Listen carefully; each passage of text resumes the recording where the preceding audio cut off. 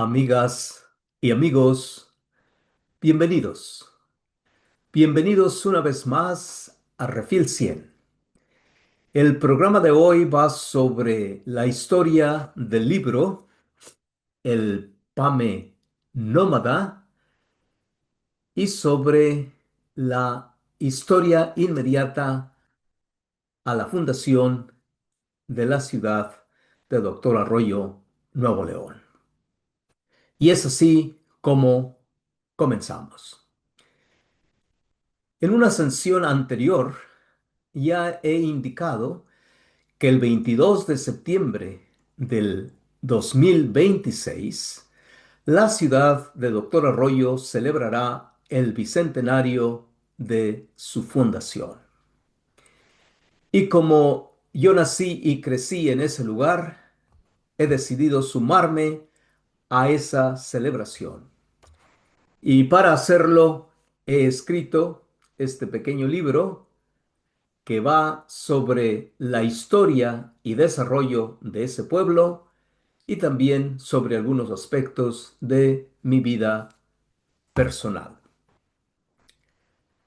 Como cada libro, este también tiene su motivación e historia y se las contaré en unos cuantos minutos. La idea inicial apareció en la Semana Santa del año 2015 cuando tuve la oportunidad de visitar a familiares y amigos en Doctor Arroyo. Y ya estando ahí, también tuve la suerte de poder pasar por Matehuala a saludar a don Blas Torres y a su querida esposa, doña Berta Ibarra. Ambos amigos y más que amigos desde siempre. Y fue justamente estando en su casa donde por primera vez se me animó a compartir aspectos de mi andar por la vida con un público más amplio.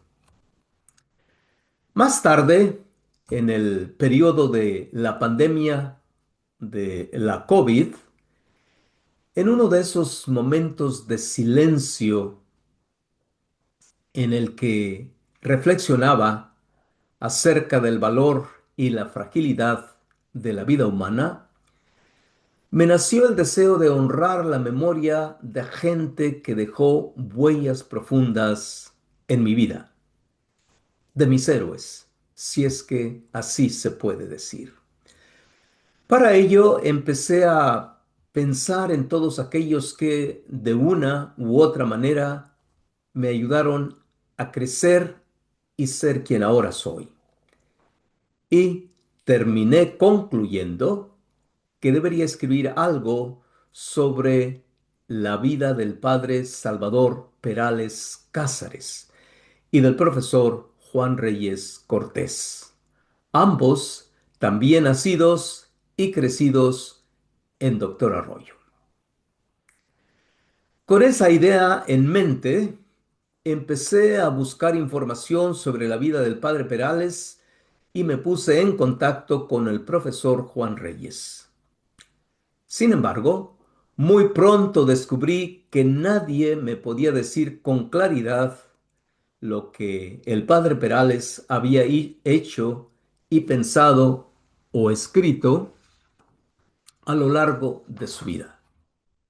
Cierto, todos coincidían en la información que cualquier biografía general lleva, es decir, que Salvador había sido una persona magnífica, un modelo de sacerdote en su trabajo pastoral y, ¿por qué no?, hasta un verdadero santo.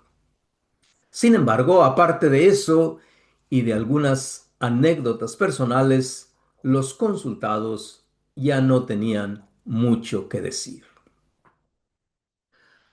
Un poco más tarde, logré ponerme en contacto con el profesor Juan Reyes y me di cuenta de que ya para ese entonces había perdido mucha de su habilidad auditiva. Por lo mismo, aunque pudimos hablar, tuvimos una conversación difícil, casi a tropezones. A pesar de eso, alcancé a proponerle la idea de escribir un libro juntos. Sin embargo, siendo un hombre de acción y no de tantas palabras, me dijo que un libro no serviría de mucho, que deberíamos hacer algo diferente, algo más tangible. Estuve de acuerdo con él, pero viviendo donde vivo, no pude prometerle unirme a él en la planeación o ejecución de alguna iniciativa o actividad concretas. Y desafortunadamente, algunos meses más tarde, el profesor Reyes terminó su peregrinar por esta tierra. Fue así como tuve que olvidarme de la idea de escribir un libro sobre estos dos grandes hombres que, como ya dije, salieron de la misma tierra donde yo nací. Sí, ya sé que algunos se sorprenderán de que hable tan altamente de alguien como ellos, porque en realidad no fueron estrellas de Televisa, ni salieron en grandes reportajes del periódico El Norte o en alguna portada de las revistas Hola o Time. Sin embargo, ese es justamente el punto que quiero enfatizar. Cuando en la arena pública uno busca a hombres o mujeres de bien que lleven o hayan llevado una vida moral y ética y por lo mismo puedan convertirse en modelos de vida para los demás, es muy difícil, si no que hasta imposible, el poder encontrarlos. Por eso quería escribir sobre ellos, sobre sus convicciones, sobre su actuar y sobre su visión de la vida. Y esto que estoy diciendo aquí lo digo con cierto conocimiento de causa. Por ejemplo, la famosa persona del año de la revista Time, la cual se elige al final de cada diciembre, muy seguido termina siendo alguien que es popular a causa de su fama, riqueza o las cosas extraordinarias que ha hecho en el mundo de lo político o social. Pero no en razón de ser un modelo de vida que inspire a otros a conducirse con virtud, convicciones e ideales. Bueno, si lo saben, ustedes pueden decírmelo. ¿Quiénes han sido las personas del año de la última década? ¿Inspiran estos personajes a llevar una vida llena de sentido, valores y convicciones? Es muy dudable. Ya en el año 2018, mientras preparaba una presentación para un evento TEDx organizado por mis estudiantes, había buscado vía internet a los 10 hombres y mujeres del año más distinguidos por su vida moral y ética. Sin embargo, con gran sorpresa, descubrí que la máquina buscadora no podía darme el nombre de una sola persona. Cierto, aparecieron los nombres de la gente más famosa, exitosa o más rica del mundo, pero de ninguno de ellos se podía resaltar ni su actuar moral o ético, ni su sistema de valores.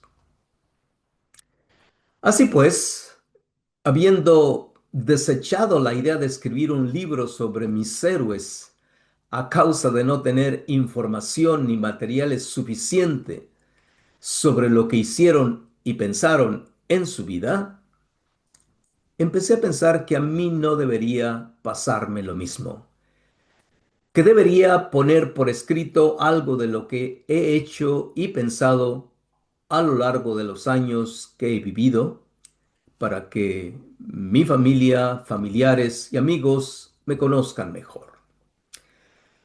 Además, hacer un recuento de nuestra vida es un ejercicio de introyección que ayuda a cualquiera a reflexionar en profundidad sobre lo que ha hecho o dejado de hacer a lo largo de ella. Esta fue, por tanto, la segunda vez que pensé que valía la pena escribir algunas líneas sobre mi historia personal.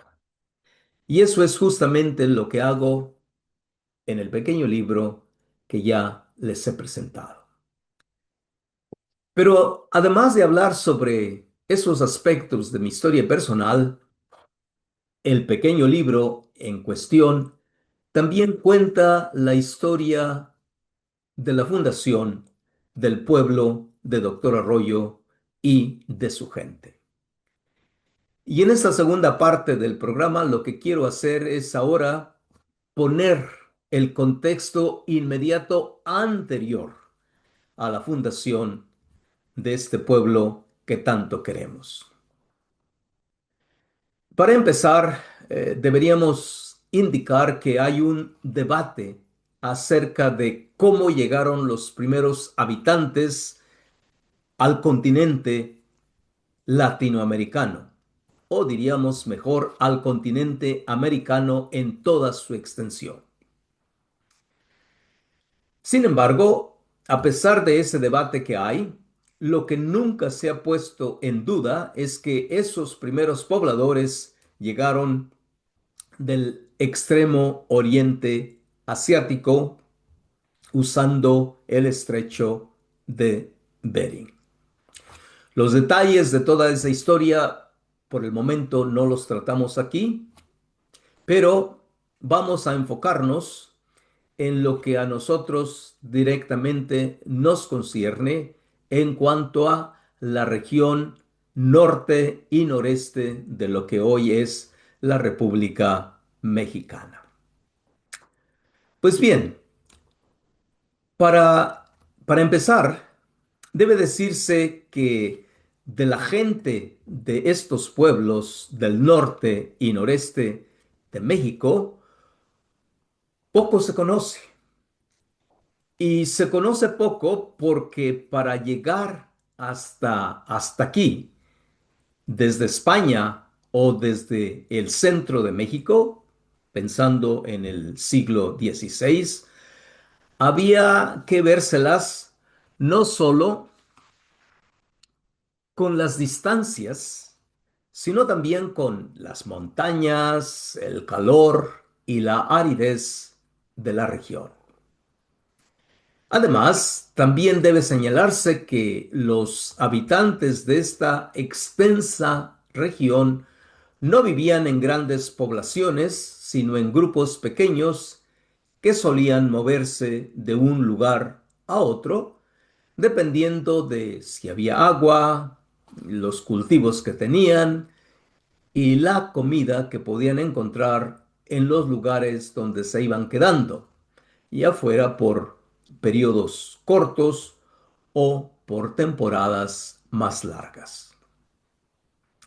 Finalmente, es claro que de estos pueblos se conoce poco porque no tenían ningún sistema de escritura que los ayudara a registrar su historia, sus mitos o leyendas, o mismo su visión del mundo.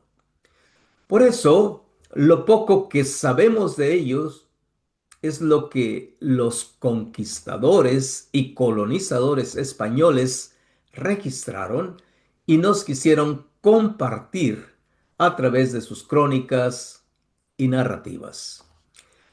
Como bien señala la especialista Dana Levin Rojo, Los nombres de estos grupos humanos son los que les impusieron los españoles, es decir, versiones castellanizadas de vocablos indígenas malentendidos o vagas referencias al paisaje de los sitios donde los encontraban. Ahora bien, estas crónicas, es decir, las escritas por los españoles y los colonizadores, son las que nosotros generalmente encontramos en los archivos municipales, en los museos o las que se citan en los pueblos de historia regionales o locales. Desafortunadamente, dados los intereses y perspectivas eurocéntricas de sus autores, esas narraciones frecuentemente parecen no entender que los habitantes del norte y noreste de nuestro país organizaban sus vidas de manera diferente a la de ellos. No porque no supieran de ellos los españoles, no porque los indígenas o los pueblos originarios no supieran nada, sino justamente por lo contrario, porque conocían el medio ambiente de la región en que vivían en profundidad y porque su perspectiva del mundo era muy diferente a la perspectiva de los europeos. Por consiguiente, esos pueblos no eran tan ignorantes o incivilizados como los españoles los quieren hacer aparecer en sus narrativas. Más bien, esos pueblos tenían conocimientos prácticos y elementos de sabiduría diferentes a los que los españoles traían y tomaban como único punto de referencia. Los pueblos tarahumara son un claro ejemplo de ello hasta justamente el día de hoy. Desafortunadamente, son las descripciones negativas y ninguneadoras las que han prevalecido hasta hoy. Por ejemplo, hablando de la población aborigen que habitaba en el nuevo Reino de León, nuestro estado, Eugenio del Hoyo los describe como una multitud de pequeñas bandas nómadas de recolectores y cazadores belicosos, desnudos, hambrientos, crueles y que vivían en un horizonte cultural comparable con el Paleolítico inferior del Viejo Mundo. Vaya, cierto, uno podría decir. Es cierto que esos grupos se movían de un lado para otro, pero como Levin Rojo bien argumenta, eso no siempre significó nomadismo, sino grados muy distintos de sedentarización. Además, la especialista a la que nos referimos continúa, esas sociedades eran igualitarias, aun cuando posiblemente sus bandas y rancherías tenían líderes selectos y aunque a veces tenían conflictos con esos pueblos o con otros pueblos, esos conflictos no resultaban en la imposición de estructuras de dominación político-territorial que implicaran relaciones de explotación. Su manera de organizar su vida y sus relaciones era, por tanto, algo simplemente diferente a lo que los españoles estaban acostumbrados a ver y hacer. En todo caso, si ustedes han visitado el Museo del Noreste de Monterrey, en la capital del estado, habrán aprendido que a los habitantes de lo que hoy hemos llegado a conocer como Aridoamérica, es decir, esa parte de México en la que el estado de Nuevo León y sus estados vecinos, Tamaulipas y Coahuila, se encuentran, se les retrata como nómadas o seminómadas. Y de la información que allí se ofrece, el visitante llega fácilmente a la conclusión de que efectivamente se trataba de pueblos diversos que pudieron conservar su identidad debido a las distancias y al poco contacto que tenían entre ellos. En cuanto a su desaparición, debe señalarse que esos pueblos desaparecieron gracias a diferentes factores, entre ellos las epidemias, entre ellos el exterminio violento y entre ellos la sobreexplotación a la que fueron sometidos por el régimen colonial en las minas y el trabajo agrícola. Los grupos humanos que vivieron en esa región fueron genéricamente conocidos como los pueblos chichimecas, nombre que recibieron de los pueblos dominantes del centro del país y, como ya dije anteriormente, de los españoles. Sin embargo, a medida que la conquista y la colonización avanzaron hacia el norte, poco a poco se les fue diferenciando y dando nombres relacionados o bien con nombres en sus propias lenguas o con nombres que los aztecas y tlaxcaltecas, que muchas veces acompañaban a los españoles, les daban, o con nombres que los españoles arbitrariamente les aplicaban. Ahora bien, en el periodo de la conquista y colonización del norte y noreste del país, estamos ya hablando de la parte alta del siglo XVI,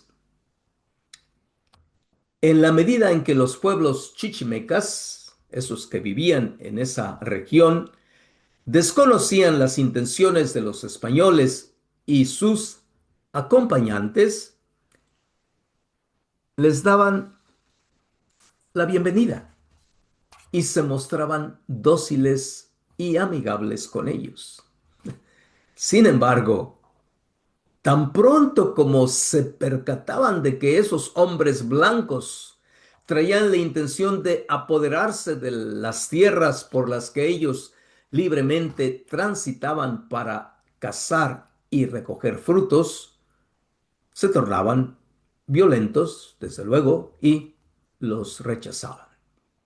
Algo que cualquiera de nosotros o cualquier otro pueblo también hubiera hecho.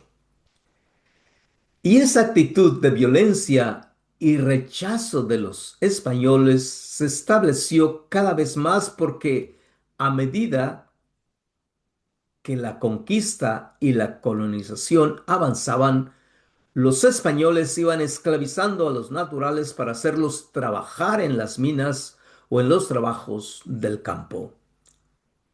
Y ni esta ni ninguna otra forma de sometimiento podían ser vistas con agrado por los indígenas, como tampoco lo podrían ser ahora por ninguno de nosotros. Y es que ahora, en este tiempo, se sabe con claridad, los primeros conquistadores y colonizadores del norte y del noreste no siempre eran gente de bien que venía a trabajar la tierra. Más bien, entre los primeros conquistadores había gente vagabunda y aventurera, lo mismo que infractora de la ley y fugitiva de la justicia, que ciertamente buscaba refugiarse lejos del centro del país justamente para escabullirse o librarse de la justicia. Y para esos propósitos, las tierras lejanas del norte eran más que ideales. De hecho, el ya citado Eugenio del Hoyo establece con claridad que las entradas de Luis Carvajal y de la Cueva al nuevo reino de León de finales del siglo XVI en realidad no fueron ni de colonización ni de evangelización, y tampoco fueron pacifistas.